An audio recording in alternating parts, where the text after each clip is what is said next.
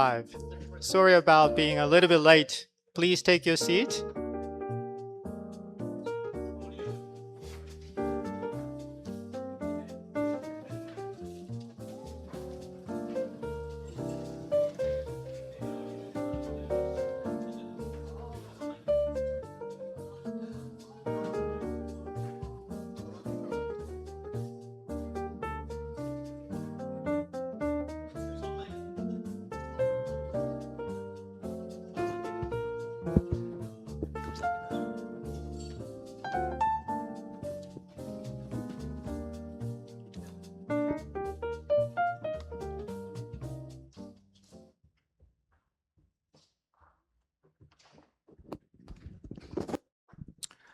I bumped into my old friend, so I didn't realize it's already 5 minutes past.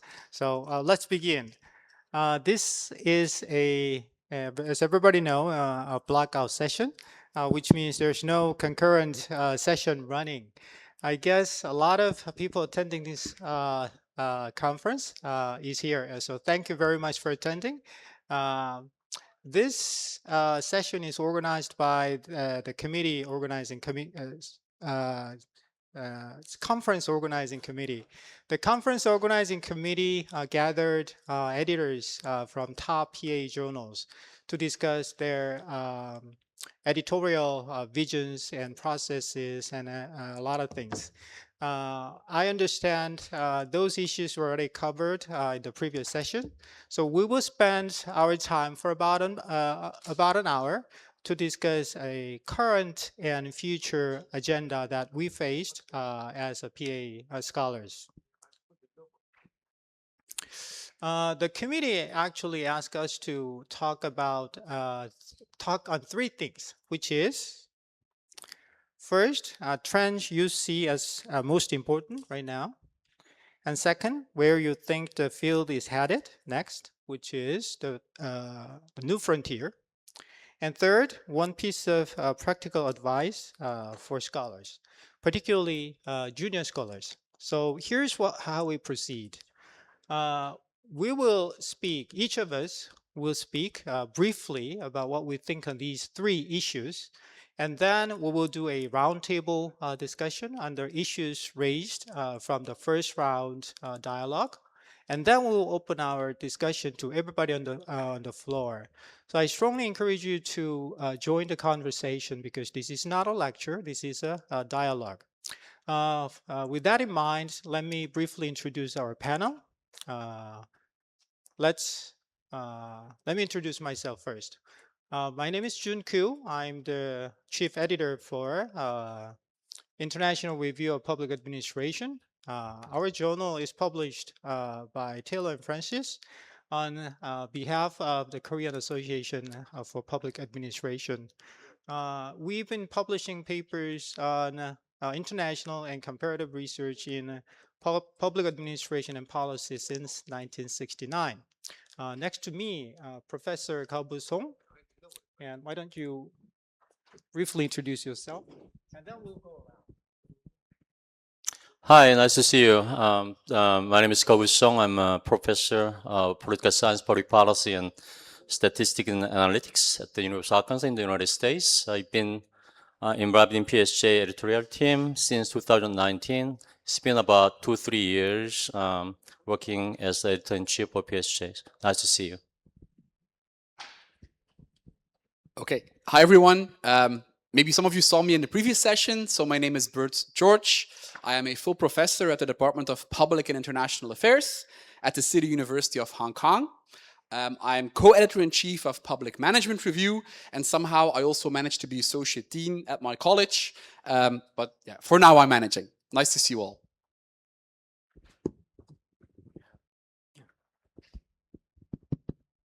Hi everyone, we just met some of you previous session. So Kai-Feng Yang, editor-in-chief, Public Performance and Management Review, also dean of School of Public Affairs Administration at Rutgers, Newark. Glad to be here. Hi everyone, Hong Tao Yi. I'm editor of Administration Review.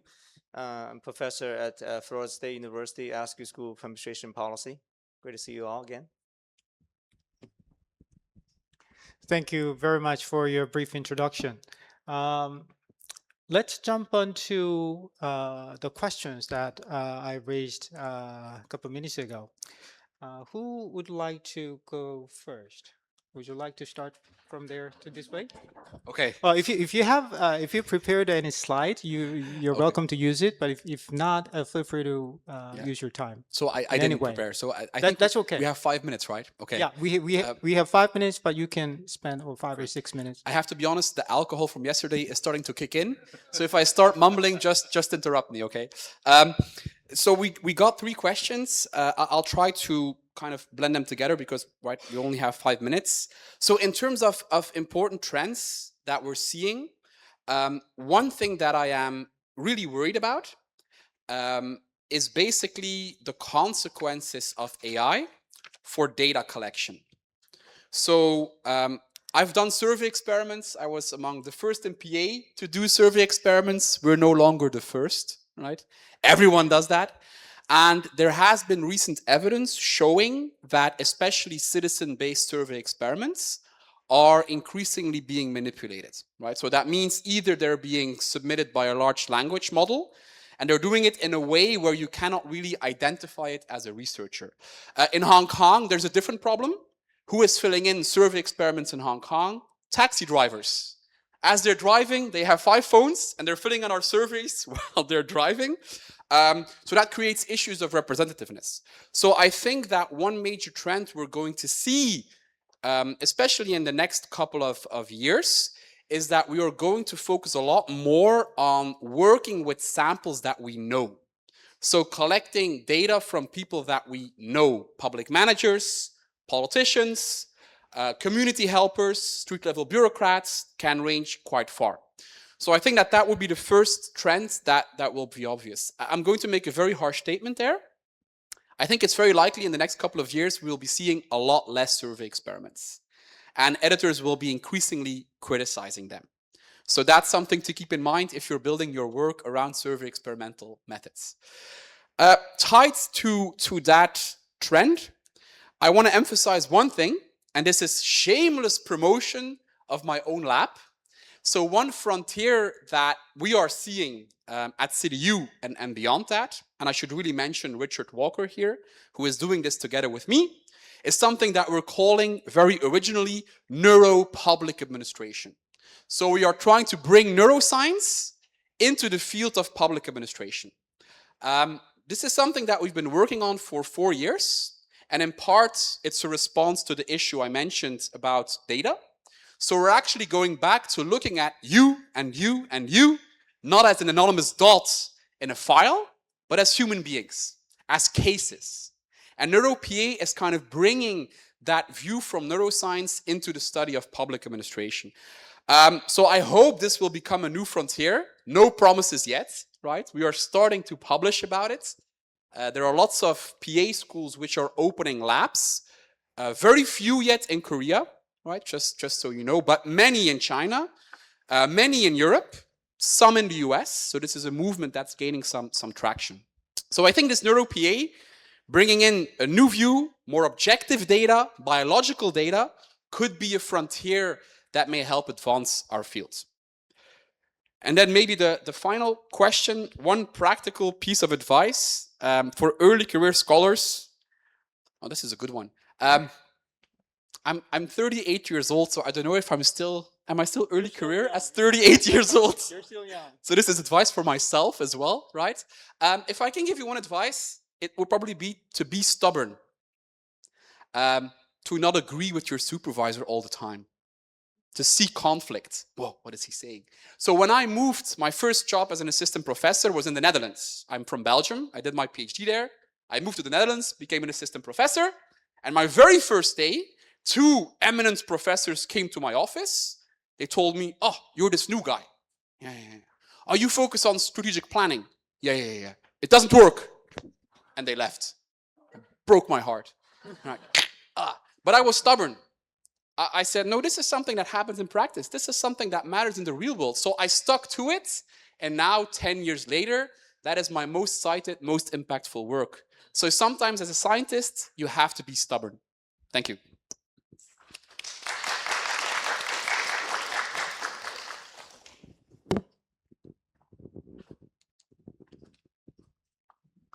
Professor Song prepared a couple, several slides to share.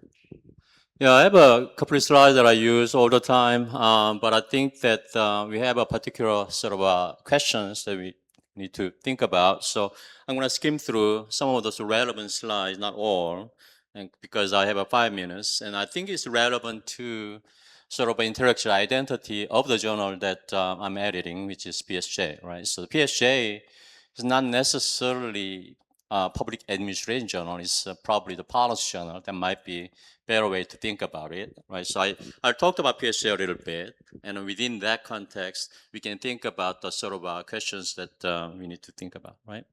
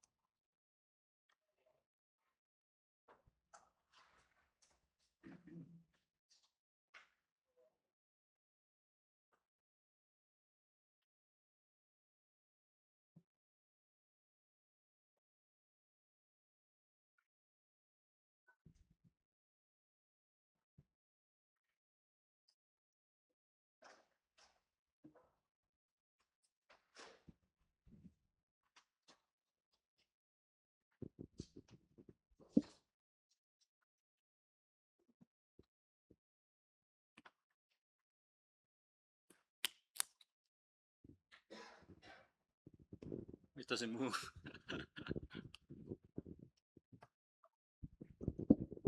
Okay, yeah.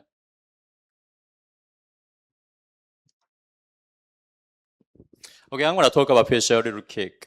So I don't want to talk about all the details because I already used up 2 minutes, I guess. PSJ is a theory-driven journal. So we publish policy theory research, and that's a really important thing to understand, right? So when you think about policy studies from an intellectual identity perspective, you have different aspects of policy studies. But we focus on policy theory research. We can skip. We can skip.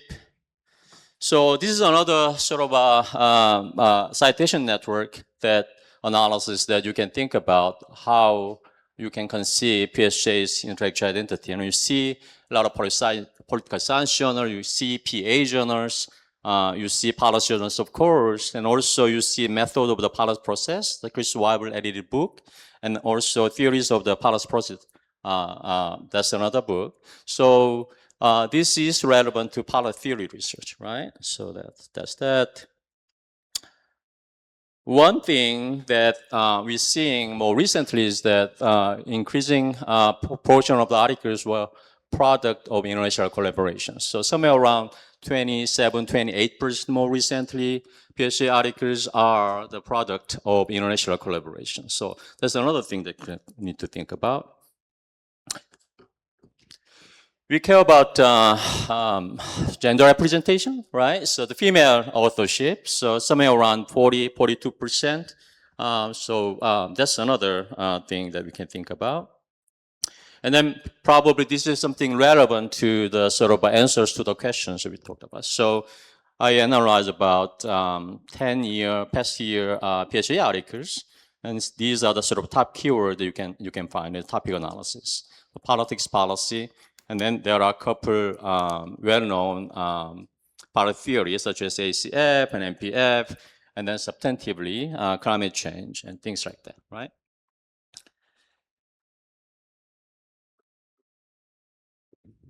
A lot of emerging scholars, they are interested in policy topic. So this is based upon comparative agendas project topic classification. You see the health, technology, environment, etc., right?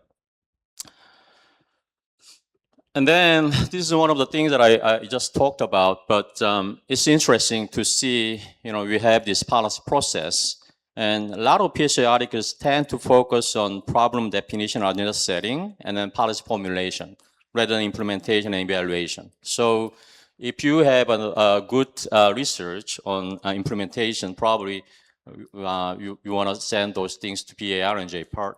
Evaluation research probably JPEM, right? So there is a clear sort of intellectual identity that you can identify here. And then I talked about policy process theory. When you look at past 10 years of publications, then you see ACF, MSF, punctual equilibrium theory, more recently narrative policy framework, and the policy diffusion. A lot of those research done by Chinese scholars, and policy feedback is more recent. So that's that. And then methodologically, predominantly PhD publications are based upon sort of positivist approaches.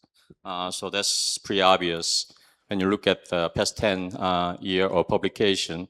And then the quantitative and qualitative, most of the research is done based upon quantitative and qualitative method. When you say qualitative method, that doesn't necessarily mean that that's the interpretivist, right? And so probably it's also still based upon positivist sort of approach. So if you have any questions, then you can send an email to this. This is a short presentation that helps to think about the answers that we have. From a PSJ perspective, it's important to understand the intellectual identity of the journal, and then we welcome policy theory research, which is not really a predominant research trend, especially in South Korea. I know here we have a lot of South Korean scholars, so that's something that you kind of need to think about. Thank you.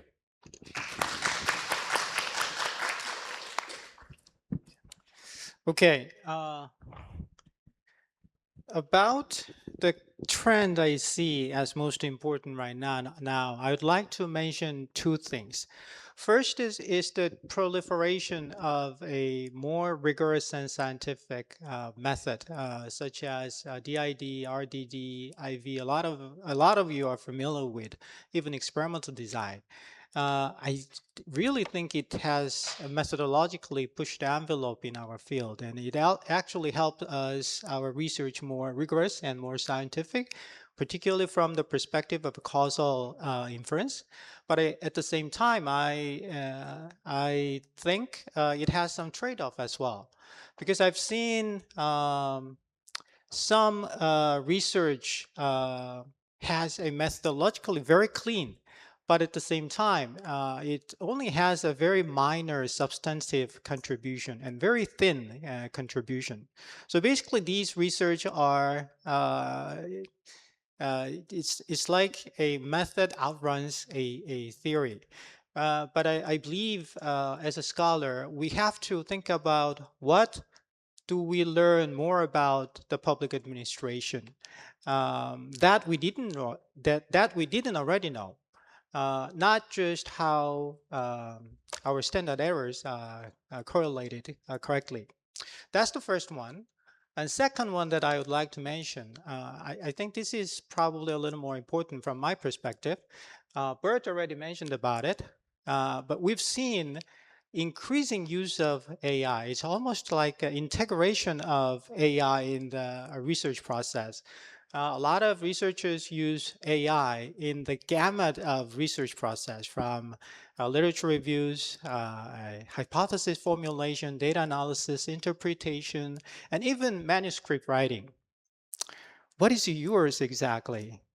That's the that's the first question that I would like to ask.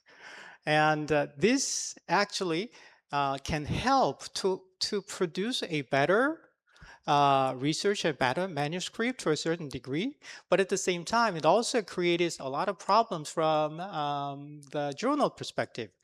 For instance, I've seen increasingly the hallucinated references and some analysis where it is unclear whether the author actually understood the model that they run. So I believe to a certain degree, the journal has to have some validation check protocols. And I think we need to have some discussion about this increasing trend a little more together. The second question, which is the next frontier. If I have to bet one next frontier, I think the driving force of the next frontier is, as everybody probably know, is the computing power and AI. I believe our tradition rely heavily upon statistical techniques, which is built around averages. So we collect samples and we estimate averages, and we take that as an answer.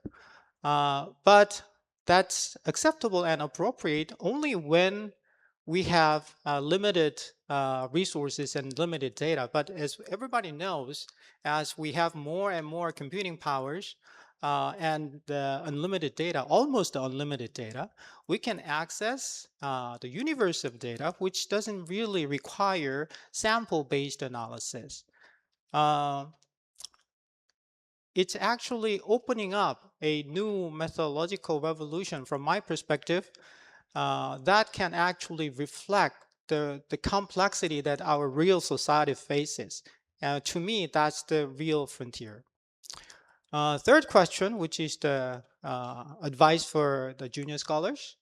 I would like to say, think about your portfolio of research rather than what would be my next home run project. When I say home run, that means, well, actually a lot of people wants to have a home run in a sense that I would like to make a significant theoretical contribution in a leading flagship journal. But if all the papers in your pipeline are aiming at home run, I think you have a structural issue because home runs are rare, as everybody know, and reviewers are sometimes very picky, and review process can be very long. So if some of your paper are struck by a series of rejection, your career might stall. So in that sense, I think it's very important to have a balance between your home run and the base hit, which means a solid and well-executed research making an incremental contribution to your field. And if you can add one piece, I think a quick but serious contribution, just such as research note or methodological commentaries, that will also help you as well, in a sense that because it will help you to build a relationship with the editors and reviewers and the readers in the field.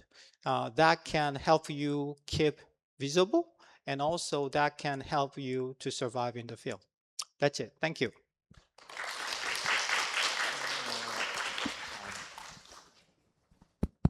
Okay. Because in the last session I did talk about some frontiers, but also of course I agree with what's being said. I'm going to emphasize just once again one more thing. I'm not sure that's the trend. Maybe just the different direction from the current trend, which is more problem-oriented research. That to produce research not only matter for theory, but also matter for practice that is really consequential. It's not that I don't like theory. I write theoretical articles. It's just that I see a lot of times, increasingly, the articles, they don't really making a practical impact. The practitioners don't understand. I can understand that part, some of the articles. I also know the argument that we're going to the next frontier of knowledge, theory. So maybe practitioners in 20 years, 30 years, 40 years, they will understand. Currently, they don't understand. I know those type of arguments, but still, I think that we will see more pressure on this is because think about the United States, higher education is being challenged. Public affairs education is being challenged. You see in the enrollment data, Politicians, policymakers ask you, why do we have to invest in this? Parents say, why do we send our kids to your public affairs programs? If what you do have nothing to do with how we improve our lives, how to improve societal benefits, you will see that increasing pressure. Then we have to show to the society that what we do actually make difference. We can help address big issues of the society. Doesn't matter whether it's climate change or it's a local community problem, right? So I think we'll see more pressure. As a result, we need to respond. We look at the issues we face, but then we have our theories, we have methods, we have our tools to help address those issues. Those could be very, very great articles. Otherwise, for example, in my field, one of my fields, performance measurement and management. I mean, I can see you do another survey experiment. You give me some results. A lot of times, okay, those results, practitioners know this 20 years ago, 30 years ago. 20 years, 30 years ago, in those practical guide, we talked about this issue. Yes, you have performance information. You have to historical comparison. Yes, we know that for a long time. We have to do sort of horizontal comparison. Of course. Why do you have to show me that? But then, what are the real issues that practitioners are being, challenged? In April, this March, in one session, we actually asked people, do you know who the practitioners are in performance measurement field? Do you realize, for example, the 1990s were even 20, let's say 10. Those communities are really typical performance measurement people. And now you have the Evidence Act. Those people, they are actually from different backgrounds. They are very different community. They talk different languages. They don't talk to each other, actually. Then you have another planning community. They are using different literature. They have different mindset. But those practice is being produced by the interaction among those practical communities. But we don't understand them. We don't talk to them. We don't know what they are really concerned about. And then we write all those articles that we cite. So I do think that we need to pay attention to the practical side of the story. And actually, in terms of the, if I were to offer another advice to junior scholars, I said in the last session, to be bold, but in this session, I would say that try to, go to the practice, go to the field, understand what you're studying. I remember when I became a doctoral student, my first PhD was in China. It's a strategic management in business school, right? So I became a doctoral student. My advisor said, well, you are directly through undergraduate, graduate. Now you're studying corporate governance and strategic management. You have no idea. Go to the field. Place me into some of the Chinese know Qingdao Haier Corporation. Go there. Spend at least several months and just observe what they do. So I was placed there and observe actually in the headquarters, observing every day how they held meetings, how they make decisions. Now I understand really what's going on, right? So nowadays for the doctoral students, when they before they write the dissertation, I'm saying, okay, go to the field, do some interviews, do some field works, understand what's really going on. Otherwise, you produce knowledge that's not really practically relevant. So I think that's my 2 cents. Thank you very much.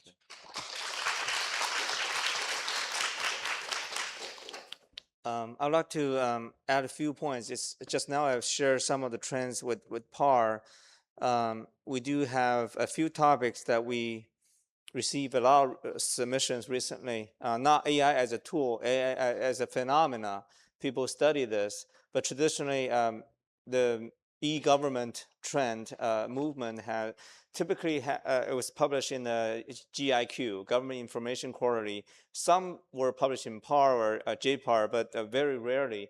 The whole field of the study of AI and e-government now proliferated because of the AI itself. So a lot of traditional e-government scholar were only a small part of the whole e-government study now. The digital governance, and a lot of people PA scholar transition into e-governance because of the AI phenomena itself. So we see a lot of submissions on this topic, but we also have a large amount of desk reject in this area. So one of the comments we shared within the team was, there's a lack of theoretical conceptualization. If it's just about AI adoption, it's just confirming what we already know.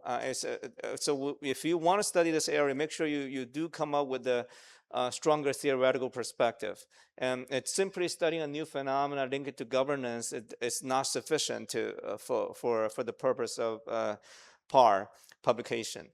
And another trend in the last few years we've seen is the use of a survey experiment. I do concur with Bert regarding that survey experiment. It has been somewhat abused. I think the original studies were nicely done, but recent trends of using some of the platforms leading to data set that's not verifiable, and then we simply don't have the human resource to verify some of the data, so we have to just reject those as well. And some of the study also as well that I believe PAR study, the meta-analysis trend, I believe Bert was also part of this, and we have a special issue in the previous team which was very well received. And recently there are still a lot of submissions using meta-analysis. Again, I think it's probably there's a lack of advancement, or and people just simply use this to do literature review. So if it's a simple usage of meta-analysis or a variation of it, and then we probably will just reject it. So, but still we might send out about 5% alpha review. If it's covering a novel topic, it still has value. But if you just think that a meta-analysis will work, that's not going to work unless you address an important question and use it very rigorous way. And another trendy topic is co-production. And I just simply don't know why people all of a sudden are so interested in co-production. Perhaps later we know, because I was joking about this. A typical topic, a stereotypical submission is a study uses survey experiment to study the intersection between admin burden, co-production, and street level bureaucrats. Right? Can you imagine that study? It's very, very common for PAR. So if we see an interaction among the 4 concepts, if you pick up on 2 or 3, there's a high likelihood, unless you really show that you have a contribution, then we have to reject. It's simply way too many. Every week, it's admin burden, co-production, survey experiment, street-level bureaucrats. It's just to the point that we just don't know how to judge whether there's a contribution or not. And I think, but again, just don't take it wrong, because we do send quite many alpha review. The issue is, because we're talking about the trend, I want to emphasize whatever you see as a trend is after the fact. There's a difference between the actual publication versus the submission, right? There's also a difference of time lag. So whenever you see something get published, it doesn't mean it's still the most important thing, right? There's a lag of at least 1 year, right? So keep that in mind as well. If we use the improper metaphor of stock market, if you see a stock rising, don't buy, right? That's a typical suggestion, but unless you're Samsung, right? And it's keep going up, but who knows? Who knows? So the best strategy is stick to your plan, right? It's if you do your own research, just keep on doing it. I think our philosophy is we believe every subfield do have their own meaning in the whole field of knowledge map of administration.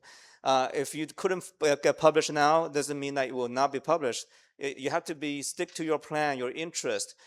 Do not chase the trend. The trend is informative for you to know what's going on, but you don't have to chase it. And I think that's really crucial. And also another thing is to keep a peaceful mind. And the world is developing so fast. you have to stick to your own pace, and then don't get overwhelmed by the external environment. And then the use of AI, everybody's so productive. We have internal conversation about that. There's a conversation with the NPA scholars about slowing down. And I believe for younger scholars, it's hard for you to. It's probably unfair for young scholars to slow down, because getting a job, you have to have publications, and then get tenure. But eventually, the system was based on it's still a traditional system of using papers to judge quality. And then eventually, we couldn't just keep on accelerating, right? There should be a point that we have to stop and then find the proper comfort zone of scholarly development, scholarly conversation, and I think about the big questions. So I just leave it here, and then, but I think about slowing down a little bit.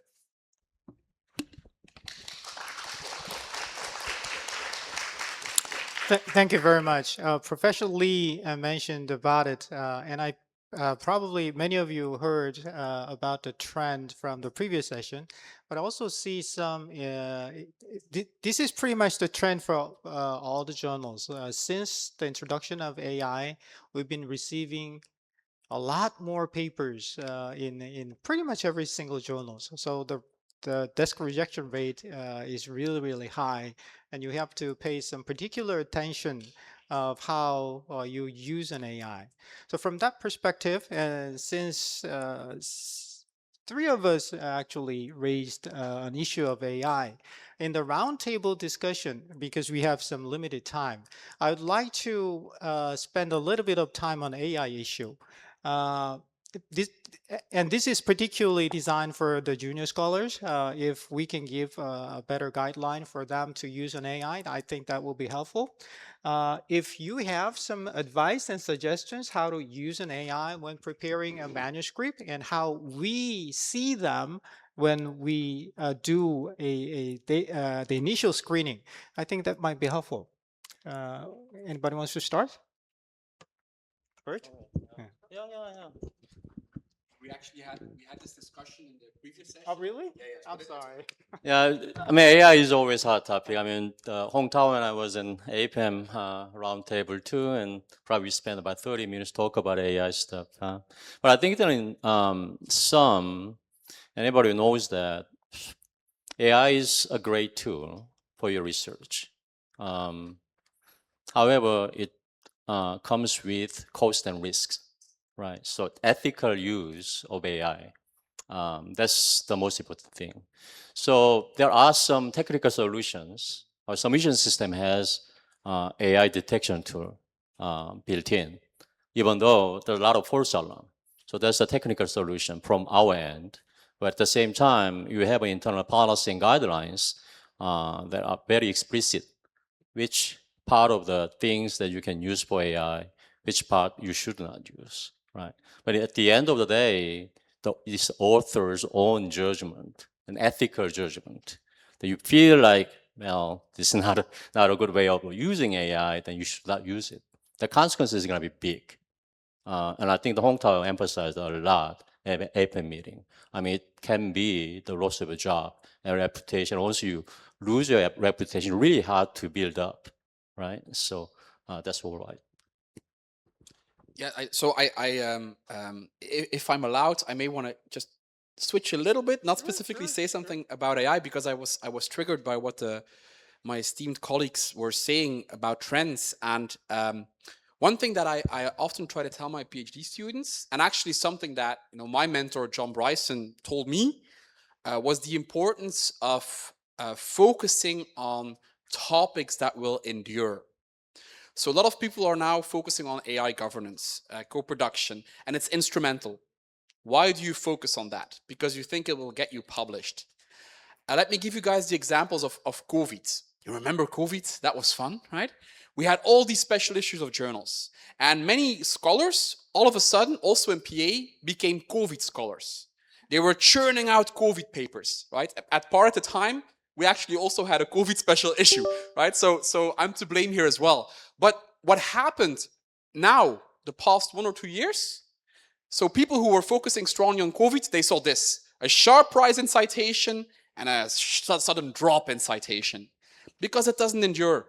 So I think that you have to find a concept that will last. Why do I do strategy? Because strategy is always going to be important. Bureaucracy is always going to matter. Leadership will always be important. So I think, focusing on topics that will endure and that you can apply to different things.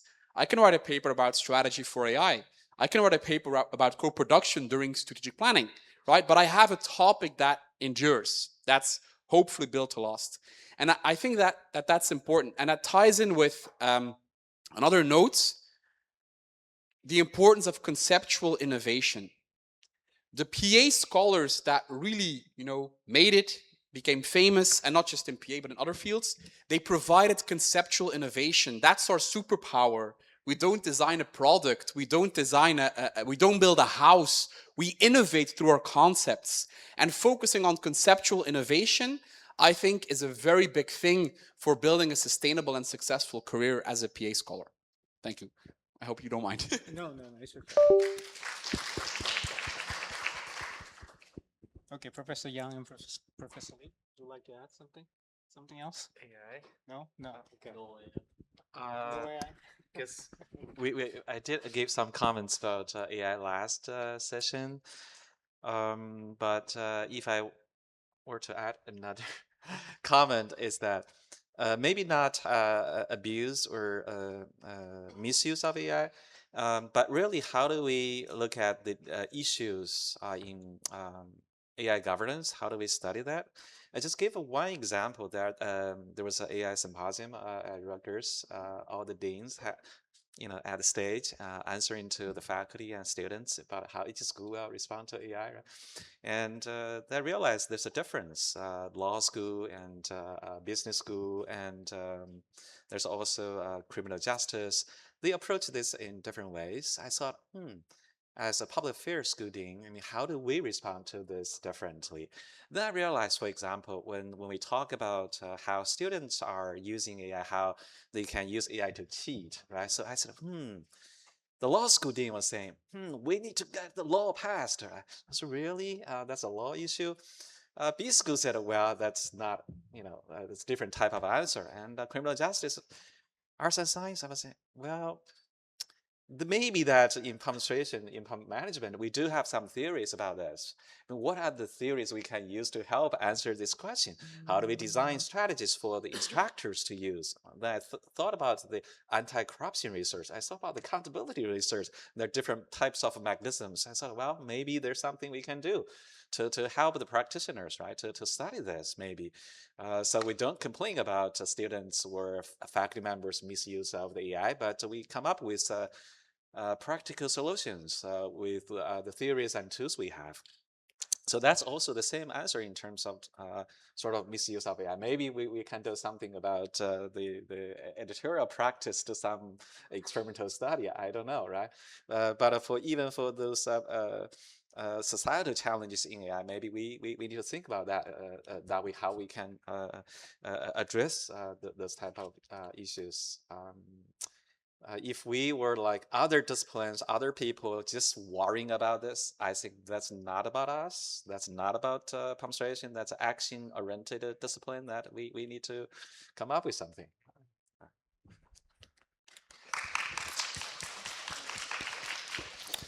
Okay, if I add one last point about AI use, if you visit most journals' website, they usually publishes guidelines of how AI has to be used in manuscript preparation.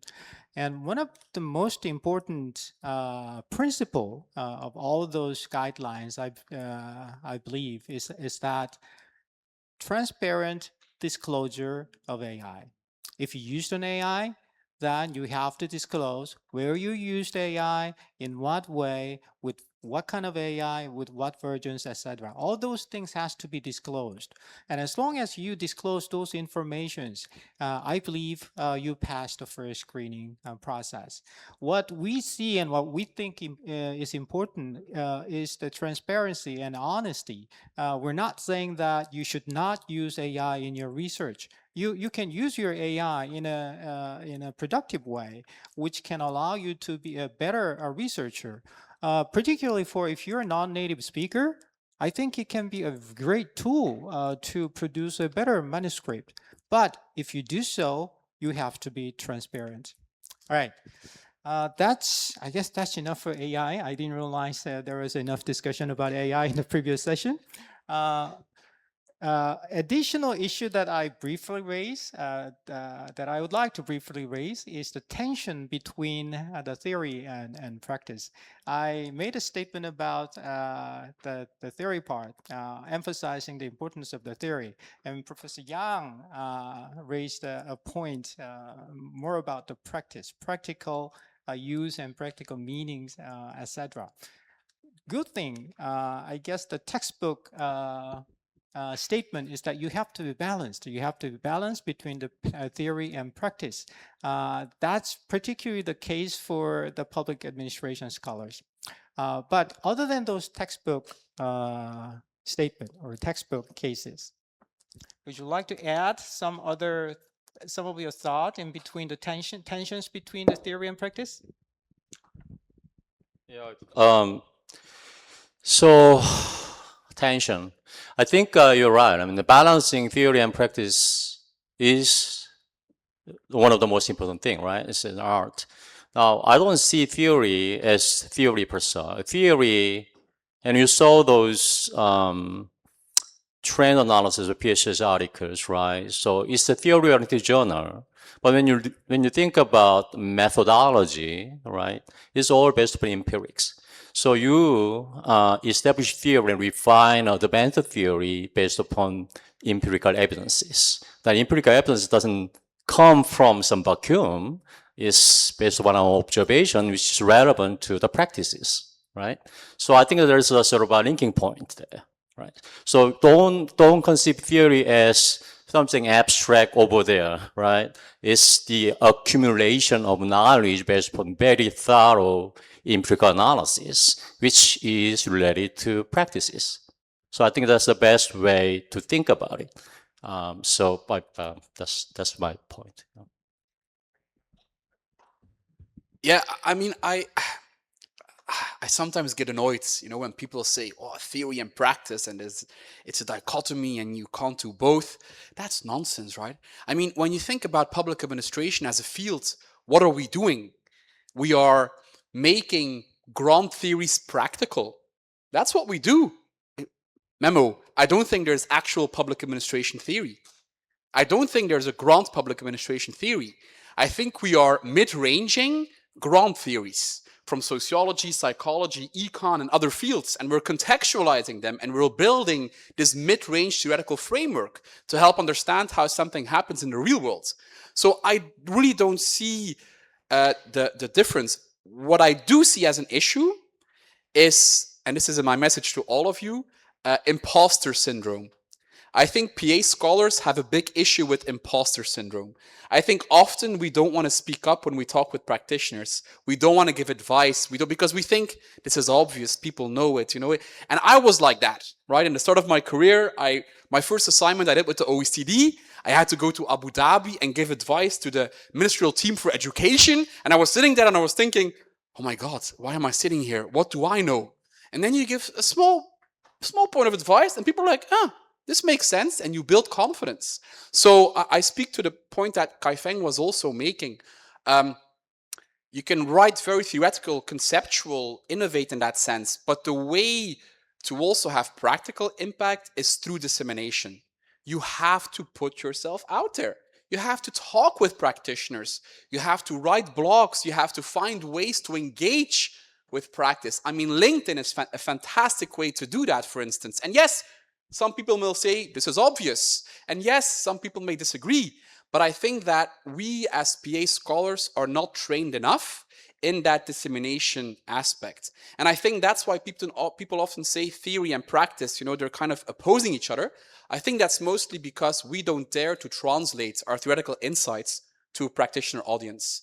We should be a lot more bold in doing that. Yeah. Thank you. Add one more comment to extend this. Sometimes it's, I guess, practice. It's not only about theory practice gap. To understand the practice, actually, sometimes it's methodology. A simple example is a measurement. Sometimes you measure something with an indicator. If you don't really understand the practice, that measurement will not work. I'll give you example. Currently, even the paper we just published in PSJ, right? So we measure a policy attention by looking at the policy documents, right? So the annual working reports of the Chinese local governments. It's a typical measure. A lot of people use that. So there's one time in I think at Tsinghua University, there's another famous professor who was a high-rank government official said, "Well, I don't like this." I said, "Why?" And her response was, "Well, in Chinese government, sometimes it's an important high agenda issue, but it's sort of sensitive. It's not on that text. So it's not you are not going to capture that type of it's hidden agenda. It's not really there, so you don't capture that." I said, "Well, that's true. So you need to understand the practice in order to." Another recent case is some students, they're using sort of whole population data, capturing all those local government officials' promotion trails, and use that to predict learning and stuff. I mean, we asked him, "What do you consider as promotion?" He gave some answers. I said, "Well, in practice, it's more complicated than that. If you are let's say, a vice mayor, you're transferred to the People's Congress or political consulting conference. Do you consider that's promotion, right? A lot of real issues are happening, and your coding of the data, it just doesn't make sense to a lot of people. And so you need to really understand the practice, even to measure your phenomenon, right? To actually interpret the results. Otherwise, you're not really doing a good job, because science is essentially you have to capture the reality, capture the phenomenon, right? To find the real patterns in your phenomenon, in your data. Yeah, I think the previous editors were talking about how to connect theory to practice. I want to add another dimension, which is probably what you care about in submission to journals. I think for PAR, especially, that you have to have a practical implication paragraph, right? That's unique to PAR, but don't add that to JPAR, right? It will get rejected. And then I heard from other people talking to JPAR editor, "Oh, that's a PAR article. You have a practical implication section that shouldn't belong to a JPAR article." But anyway, I think that applies to other journals, that the difference in style. I say, JPAR is a stark difference as compared to PAR, but I believe other journals, every journal is very unique. You have to pay attention to their journal's emphasis and then how they approach the theory and practice. So for PAR, you have to have evidence in practice at the beginning, in bullet points, and at the very end, there should be a practical engaging in the discussion about how does your research translate into practice, how do you inform practice, and not to mention that we do have that's for research articles.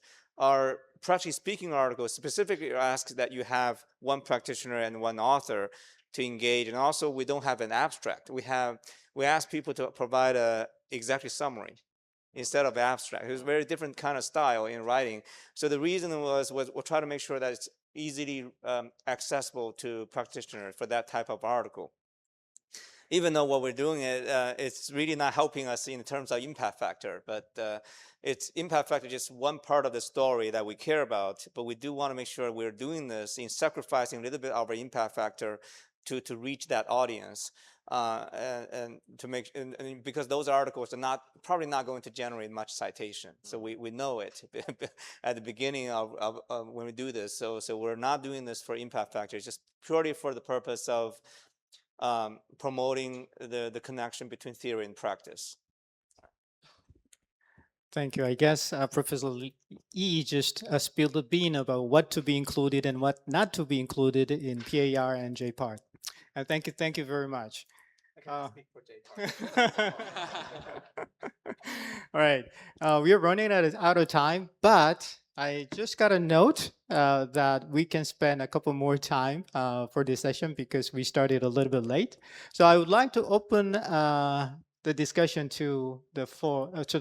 So everybody on the floor, if you have questions for the editors, feel free to ask. Okay. Anybody? Raise your hand, please. Yes.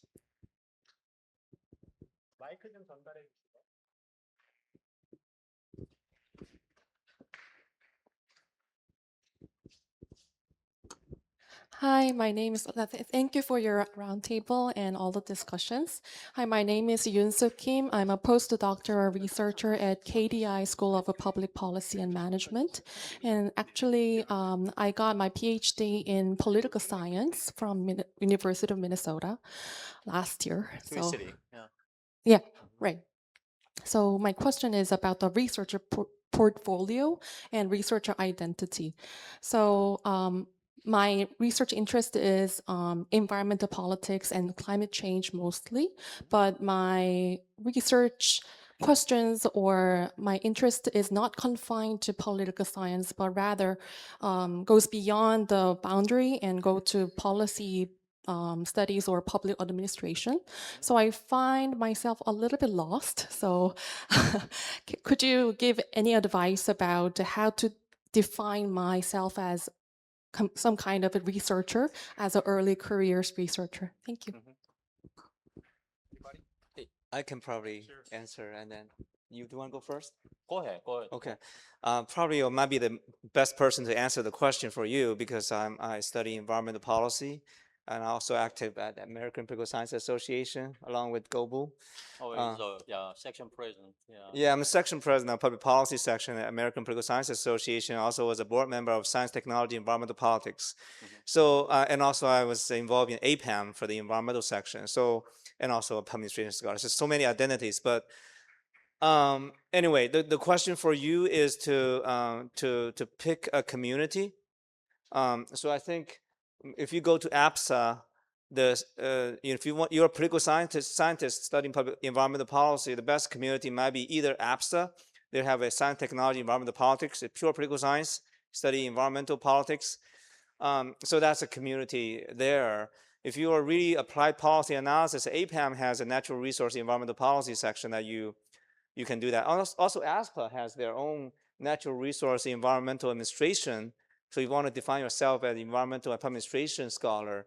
So you really have to find a community. Say if you want to environmental policy, study public policy, that belongs to PSJ community. So it really, and then in PA, there's also environmental policy scholar who study environmental collaboration. So, but I would say you have to pick, at least start from one community.